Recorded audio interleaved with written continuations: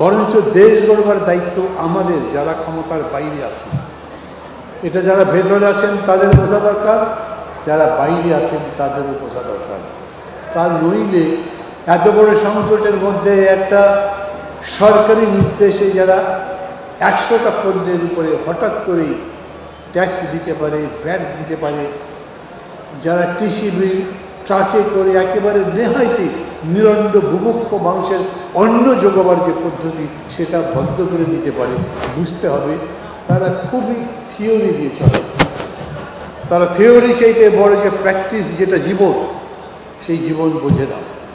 তারা অর্থনীতির বড় বড় সংজ্ঞা বোঝে, কিন্তু অর্থনীতিকে মানুষের দৈনন্দিন জীবনযাত্রার হিসাব বিকাশ সেটা ভুলে যাবে। দৈনন্দিন জীবনে মানুষ বড় কষ্টে আছে। এই পরিস্থিতি চললে মানুষ সংস্কারেও আর আস্থা রাখবে না। এই যে বলে না, কবিতার মধ্যে আছে, ক্ষুধার্ত শিশু চাহিদা সরাজ, চাই দুটি ভাত একটি নুন। এইরকম মানুষের মধ্যে সেই আকাঙ্ক্ষা তৈরি হচ্ছে। অতএব আজকের এই সম্মেলন কনফারেন্স এটাও দাবি করি, আমরা সংস্কার চাই, কিন্তু একই সাথে নির্বাচন চাই। আমরা যত তাড়াতাড়ি সম্ভব, যত যোগ্যতার সাথে সম্ভব সংস্কার করে নির্বাচন চাই, না হলে দেশ আরও বড় একটা সংকটের মধ্যে পড়তে পারে। আবার বাংলাদেশ সম্ভবকে অসম্ভব বাড়ানোর দেশ।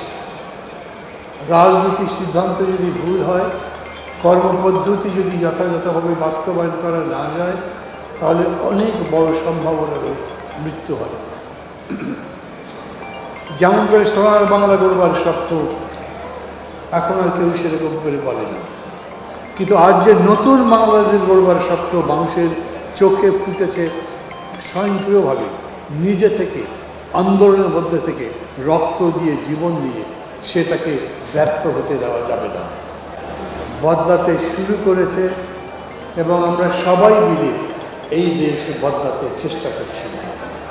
আমি জানি একটু আগে যেরকম করে আপনারা অঙ্গীকার ব্যক্ত করেছেন, আপনারা এসছেন টু স্টে, আপনারা লড়বেন টু উইন এবং সামনের দিকে যাবেন।